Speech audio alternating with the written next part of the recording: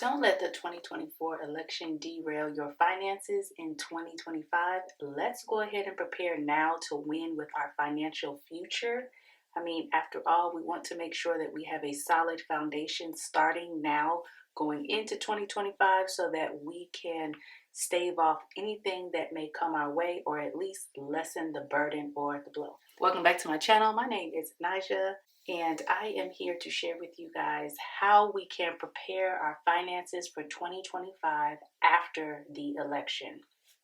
So we all know what is going on right now and that there will be some changes for 2025 that ultimately happen, but we want to make sure that we are preparing now with our finances. And I'm going to talk about 7 ways that you can prepare your finances for 2025.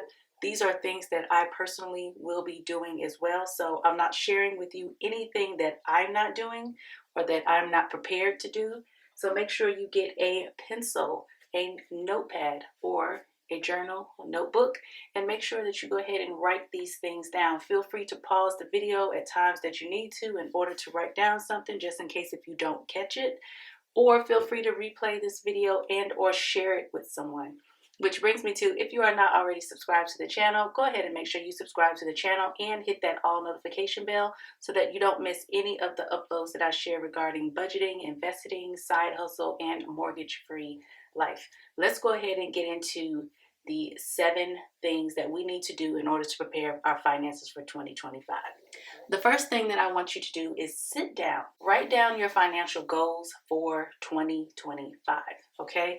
I want you to realistically think about what takes priority and immediate needs. Not immediate wants, but immediate needs. This may be some things that you're carrying over from 2024 that you need to continue to work on in 2025. That is okay, but we need to make sure that we are writing them down. That's why I said make sure that you have a planner, make sure you have a journal. It could be just a notebook paper, guys. It does not have to be anything fancy at all. Just make sure that you're writing it down and make sure that you're writing these steps down as well. So some things that you could be planning for, and you want to make sure that you write down a realistic time frame too for these things, is maybe you have an IRS tax bill that you are anticipating. So for the first 3 months of the year, maybe you want to save up for that tax bill so that you can pay it off or put money towards it so that it's not so much when April time frame rolls around, okay, in case you have to do a payment plan for that. Also, another example would be an emergency fund. 6 to 12 months of your expenses in an emergency fund. Now, maybe you're like, 6 to 12 months, that just seems like way too much for me. Then aim for 3 months emergency fund, all right? Do 1 month emergency fund if that's all that you can do. But make sure that you write down a realistic time frame for that. Maybe you can do 1 month emergency fund the first 3 months of the year, saving for that. That is fine. That is okay. You can always reevaluate after that first 3 months. For me personally, it took 15 months to fund an emergency fund that was 6 months of the household expenses for me. It took 15 months. I was not making a lot of money, and so it took a little bit longer, and that's okay. However long that it needs to take, then that is how long that it needs to take. You can always reevaluate and move that goal further along or move that time frame further back or up, however that you need to do it in order to meet your goal. So that is number 1 when we're trying to prepare our finances for 2025. Number 2, make a plan for your income tax refund, okay? If you receive an income tax refund, where do you want to allocate those funds, those dollars, when you receive it? We're not just talking about going out and go shopping or splurging or living our best life. Let's make an actual plan for that income tax refund so that we know where that money is going to go. Let's have a rough idea of where that money is going to go. Sometimes we know that things can change, and I totally understand that. But we want to make a plan for that, especially if you are receiving a large sum of money.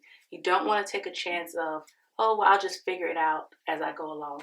No, we don't want to figure it out as we go along. We make our plan right now in 2024. The third thing that you want to do in order to prepare your finances in 2025 is review your utilities.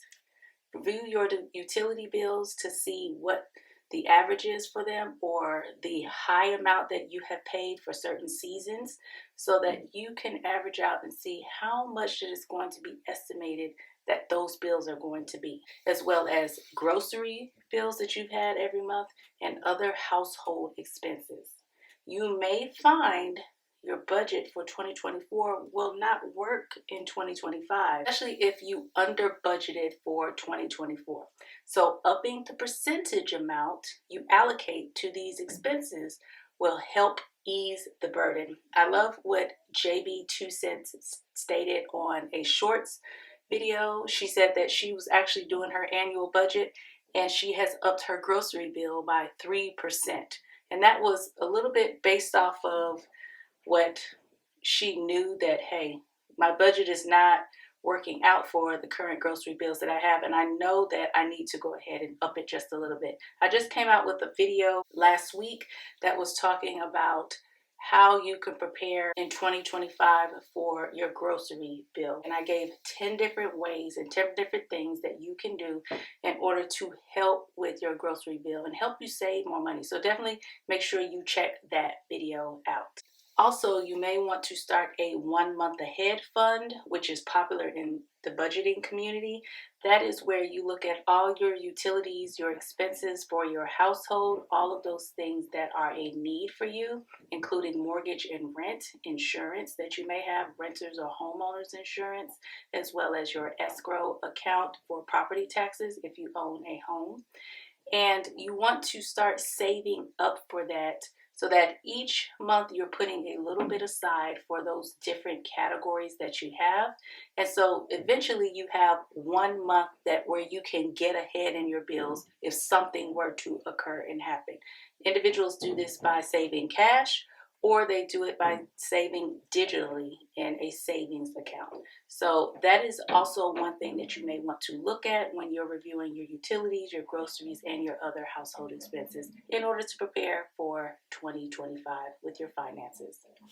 The number 4 thing that we want to do when preparing our finances for 2025 is to change any filing status or dependence that you need to on our W-4 form. You can normally get this form from your HR department. You can also set up extra tax money to be deducted from your paycheck as well. So let me go back just a little bit. If you are changing your filing status or the number of dependents, make sure those accurately reflect what is going on with you. So maybe you may be going from single to married, or married to divorced. Also with your dependents, if you had just recently had a child this year and you were maybe claiming 1 dependent, now you can go ahead and claim 2 dependents on that W-4 form. Once you fill out that form, send it back to your HR department and they will process it as it needs to be processed, because you want to make sure that everything is correct on that. You can actually do that now in case you actually forgot to do that beforehand. Also, going back to where I talked about where you can set up for extra tax money to be deducted from each paycheck. I have done this in the past where I had an extra $30 that was taken out of my account, or taken away from my paycheck, I should say, and deducted in order to help ease the burden of possibly having to owe taxes at the end of the year. I didn't even miss the money. And most of the times, if I had extra money that was taken out, there is a little box down at the bottom of the form, the W-4 form, where it says, do you want extra money taken out of your paycheck in order to help basically cover any taxes that you may owe? If you're able to do that, feel free to go ahead and write that in there. It doesn't have to be $30. That's what I was able to do. But maybe it could be an extra $5 every paycheck, or extra $10. I guarantee you, you will not miss it. But that is something to look at when you are changing any of your filing status and preparing your finances for 2025. The 5th thing that you can do in order to prepare your finances in 2025 after the election is to plan out important events, trips, holidays, and annual scheduled appointments. This would be the time to have a calendar. You can even get one from the Dollar Tree. It does not have to be anything fancy, but this would be the time to write down if you have that important graduation that you need to go to in May, or there's a graduation party where you want to provide a gift for the recipient that is graduating. Also, you can plan for any type of travel that you may be doing, whether it is local or whether it is long distance. The same with birthdays or anniversary milestones. You want to make sure that you have all of that written down, planned out, because guess what? You're going to need some funds in order to make those things happen. So if you know well in advance when they are happening, you can go ahead and start planning out how much you will need to set aside in order to get those things accomplished and done and be at those important events. You know, you don't want to miss out on certain family events or friends events. So definitely make sure you plan out those things on a desktop calendar. You can also do it digitally as well. You don't actually have to have a physical calendar that you're looking at. I just happen to find that physical calendars work better for me. But if you are a digital planning type person, definitely you can find some free digital ones that you can go ahead and plan out those life events. Number 6, the number 6 thing that you need to do in order to prepare those finances for 2025 is to review your different policies to see if you have enough coverage or if you want to scale back or scale down on some coverage that you have currently. So some of the different policies that you have could be renters insurance, homeowners insurance, life insurance, dental insurance, health insurance. Those are some of the policies that you could have. You need to look at if what you have fits your current lifestyle and the needs that you have currently and that you will need for in the future, at least for the next year. So it may help you if you scale back on some of these things by saving you some money and or switching with the company that you are currently with. Oftentimes you can get a bundled deal if you bundle, let's say, your renter's insurance with your car insurance. Sometimes you can get like more of a deal and more money off or more of a percentage off with that. So that is also something to look at, maybe switching providers for the different insurance that you have. I understand sometimes that's not possible and that's not what you're able to do. But if you are able to do that, that could also save you some money as far as your finances. But you want to make sure that you want to review the coverage that you have to make sure it is adequate. And the last thing that we want to cover as far as preparing your finances in 2025 is if you receive a uniform allowance, a bonus, money that you anticipate for a settlement check in 2025. Although I will say we don't want to normally count money before we receive it. What happens when we count money before we receive it? We normally don't get that money right away. And there's always some type of hiccup or something that occurs or happens. But I want you to loosely think about how that money can further your financial goals. Will it help you to go ahead and fund that emergency fund, that last little bit of emergency fund? Will it help you to pay off that medical debt or that medical bill that you have? Will it help you to pay off that student loan debt that you are seeing that is just basically weighing you down? What about it going towards your 1 month ahead fund?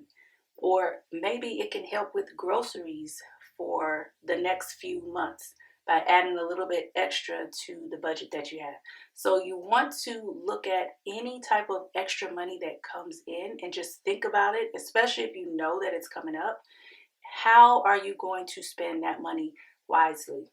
And what is your budget going to look like when you get those funds? So those are 7 ways how I am preparing for my finances in 2025. Regardless of what happens with the election, I want to make sure that I am prepared no matter who is in office, that I am able to sustain myself as well as my family members and still enjoy the things that I need to and still be able to cover the expenses that I have. So that is what I want for you guys. Also, if you are finding that these tips are very helpful to you, please let me know in the comment section. Share this video out with someone else so that they may know how they can prepare their finances for 2025. And definitely subscribe to the channel if you have not already done so. We would love to have you over here and be a part of the Bacon Bit Squad family. Until the next video, guys. Bye.